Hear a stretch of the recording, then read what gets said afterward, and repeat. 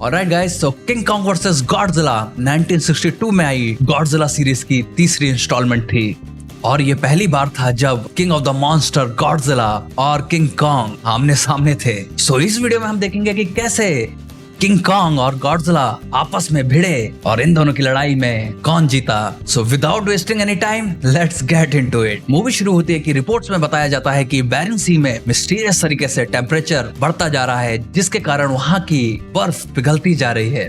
United nation एक scientific team भेजती है वहां पर इन्वेस्टिगेशन करने के लिए और ये पता लगाने के लिए कि आखिर वहां पर हो क्या रहा है। इसके अलावा न्यूज में बताया जाता है कि एक नई बेरी मिली है जिसका नाम है शोमा और ये बेरी सिर्फ फैरो आइलैंड पर मिलती है और ये बेरी बेनिफिशियल हो सकती है काफी कुछ चीजों के लिए। मिस्टर टाको, जिसकी खुद की एक एडवर्टाइजिंग डिपार्टमेंट कंपनी है, वो बहुत फ्रस्ट्रेटेड है क्योंकि उसकी कंपनी के स्पॉन्सर किए गए टेलीविजन प्रोग्राम कोई नहीं देख रहा और उनकी रेटिंग्स लगातार गिरती जा रही है। डॉक्टर मैकिया वो इन्हें बताता है कि फैरो आइलैंड से लाई हुई बेरीज का बहुत अच्छा रिजल्ट मिल रहा है, लेकिन उसे टेस्ट करने के लिए और बेरीज चाहिए और वहाँ के नेटिव लोग और बेरीज देने से मना कर दे रहे हैं। और वो इन्हें ये भी बताता है कि उस आइलैंड पर एक बहुत बड़ा क्रिएचर है जिसकी ये नेटिव लोग पूजा करते हैं, उनके लिए वो गॉड है। और टैको सोचता है कि ये एक बहुत ब्रिलियंट आइडिया है और वो सोचता है कि इस मॉन्स्टर को वो अपने टेलीविजन की पब्लिसिटी के लिए यूज कर सकता है। टैको अपने दो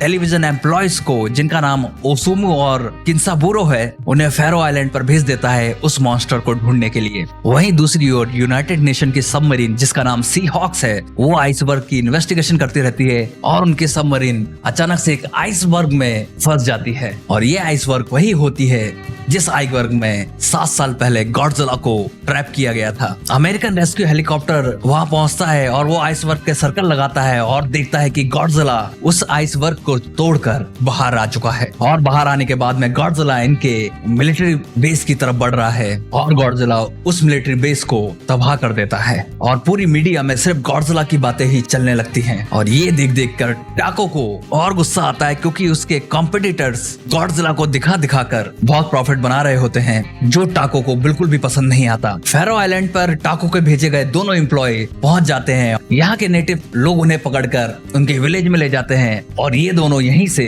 उस जायंट मॉन्स्टर को ढूंढने की कोशिश करते हैं। इसके बाद में एक जायंट ऑक्टोपस का लोकल विलेज पर अटैक हो जाता है और यहाँ पर पहली बार किंग कॉन्ग अपीयर होता है और वो ऑक्टोपस से लड़ता है और ऑक्टोपस को डिफीट कर देता है। ऑक्टोपस को डिफीट करने के बाद में यहाँ के विलेजर्स कॉन्ग को थैंक यू बोलते हैं और कॉन्ग यहाँ पर रखा रेड बेरी जूस पीने लगता है और ये लोग डांस करके सेलिब्रेट करते हैं। बेरी जूस पीते पीते कॉन्ग अचानक से सो जाता है और सैकुराई और फ्यूरी यही मौका सही समझते हैं कॉन्ग को यहाँ से ट्रांसपोर्ट करने का और ये लोग यहाँ से कॉन्ग को ट्रांसपोर्ट करने लगते हैं। अब कॉन्ग की न्यूज पूरे न्यूज़पेपर्स और टेलीविजन पर है और यहाँ पर एक एक्सपर्ट बताता है कि ये अनबिलीवेबल है कि गॉडजिला और कॉन्ग जैसी स्पीसीज एक ही टाइम पर पृथ्वी पर मौजूद है। वो ये भी बताता है कि गॉडजिला का दिमाग उसकी बॉडी से बहुत छोटा है, वहीं कॉन्ग का जो दिमाग है वो गॉडजिला से 10 गुना ज्यादा है और इनकी एंशिएंट राइवलरी को देखते हुए ये आमने सामने जरूर आएंगे।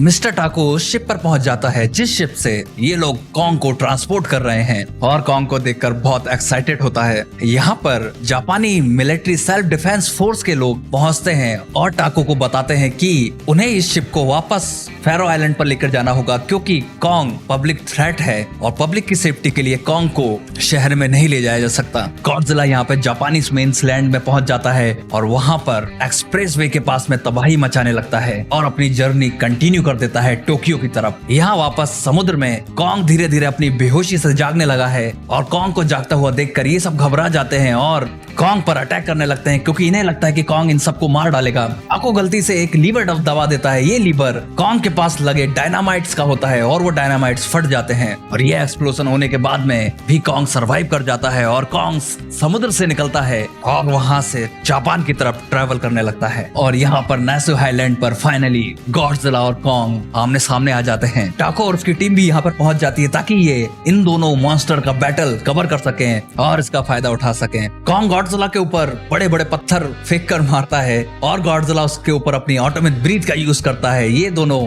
ऐसे ही लड़ते रहते हैं और थोड़ी देर बाद अपने अपने रास्ते पे चले जाते हैं। इसके बाद में Japan self defence force Godzilla को डाउन करने के लिए एक बहुत बड़ा सा गड्ढा खोदती है और उसमें बहुत सारे डायनामाइट्स लगा देती है और जैसे ही गॉडजिला वहां पर पहुंचता है वो गड्ढे में गिर जाता है। ये लोग उन डायनामाइट्स को फोड़ देते हैं और होप करते हैं कि गॉडजिला इससे मर जाए, लेकिन गॉडजिला उस गड्ढे में से बाहर निकल आता है, वो भी जिंदा।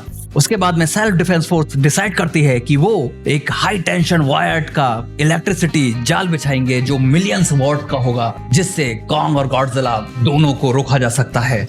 गॉडजिला यहाँ पहुंचता है और इस इलेक्ट्रिसिटी के कारण गॉडजिला बीच में ही रुक जाता है और वहां से चला जाता है। इसके बाद में कॉन्ग वहां पर आता है, लेकिन कॉन्ग का इलेक्ट्रिसिटी पर कोई असर नहीं होता। उल्टा कॉन्ग को ये इलेक्ट्रिसिटी से और पावर मिल रही है और कॉन्ग इस इलेक्ट्रिसिटी को चबा के डिस्ट्रॉय कर जाता है। यहाँ न्यूज पे भी कहा जाता है कि उन्हें नहीं समझ में आ रहा कि कॉन्ग कैसे इलेक्ट्रिसिटी को ऑब्जर्व कर सकता है। इसके बाद में कॉन्ग टोक्यो में एंटर कर जाता है और वहां पर वो डिस्ट्रक्शन करने लगता है। उसी डिस्ट्रक्शन में वो सकुराई की बहन फुमिगो को किडनैप कर लेता है और नेशनल डाइट बिल्डिंग के ऊपर उसे अपने हाथ में लेकर चढ़ जाता है। जापानी सेल्फ डिफेंस यहाँ सोचता रहता है कि आप क्या करें। यहीं पर सकुराई आता है और वो बताता है कि कॉन्ग के ऊपर बेरी जूस से भरे कैप्सूल से फायर करो। ये बेरी जूस ही है जो कॉन्ग को रोक सकता है और ये अपने टैंक से बेरी जूस के कैप्सूल कॉन्ग के ऊपर ड्रॉप करते हैं। इसके बाद में सकुराई ड्रम लेकर आता है और ये लोग फेवे आइलैंड के नेटिव लोगों जैसे ड्रम बजाने लगते हैं और ये ड्रम सुनकर और बेरी जूस के नशे में चूर कॉन्ग बेहोश हो जाता है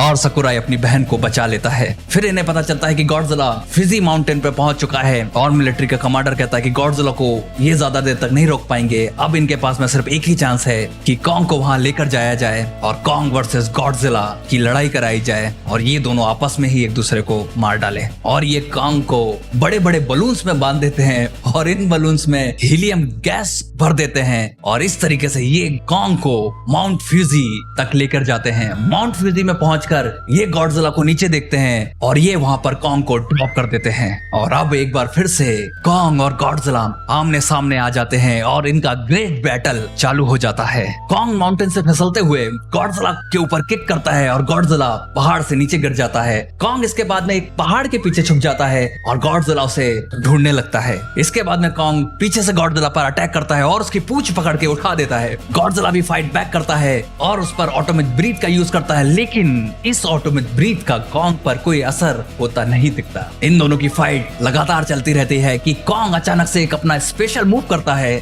और गॉडजिला रास्ते से हट जाता है और कॉन्ग अपना सर फोड़ लेता है। इस मौके का फायदा उठा के गॉडजिला अपनी पूंछ से कॉन्ग को बहुत मारता है और बड़े बड़े पत्थर कॉन्ग के ऊपर फेंक कर उसे बेहोश कर देता है। अचानक से मौसम में परिवर्तन होता है और यहाँ पर बिजली कड़कने लगती है। ये बिजली कॉन्ग के ऊपर गिरती है जिससे कॉन्ग को शक्ति मिलती है और कॉन्ग फिर से उठ के खड़ा हो जाता है और गॉडजिला की पूंछ पकड़ लेता है और गॉडजिला को मारने लगता है। गॉडजिला भी फाइट बैक करता है, लेकिन कॉन्ग एक पेड़ को गॉडजिला के मुंह में ठूस देता है। गॉडजिला उससे गुस्सा होता है और अपनी ऑटोमेटिक ब्रीथ से अटैक करता है और इन दोनों की फाइट कंटिन्यू चलती रहती है। कॉन्ग गॉडजिला को बॉडी स्लैम देता है, वहीं गॉडजिला अपनी पूंछ से कॉन्ग को पूंछ ड्रॉप देता है और इनकी लड़ाई चलती रहती है और दोनों पहाड़ से नीचे पानी में गिर जाते हैं। अचानक से यहाँ पर जमीन हिलने लगती है और अर्थक्वेक आ जाता है, जिसके कारण बाकी सभी लोग देखते रहते हैं कि क्या हुआ और कॉन्ग समुद्र में तैरता हुआ दिखता है जो वापस फेरो आइलैंड जा रहा है अपने घर। और न्यूज पे टेलीकास्ट होता है कि गॉडजिला का कोई साइन नहीं दिखा,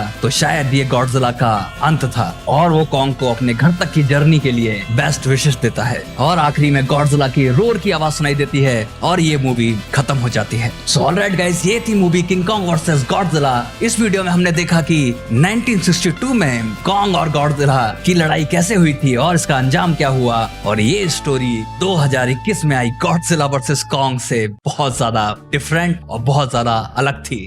अब आप मुझे बताइए कि आप इस मूवी के बारे में क्या सोचते हैं और मुझे कमेंट करके ये भी बताइए कि आपको ये वीडियो कैसा लगा। फिलहाल इस वीडियो में इतना ही, मिलते हैं नेक्स्ट वीडियो में। जब तक के लिए take care and stay safe guys.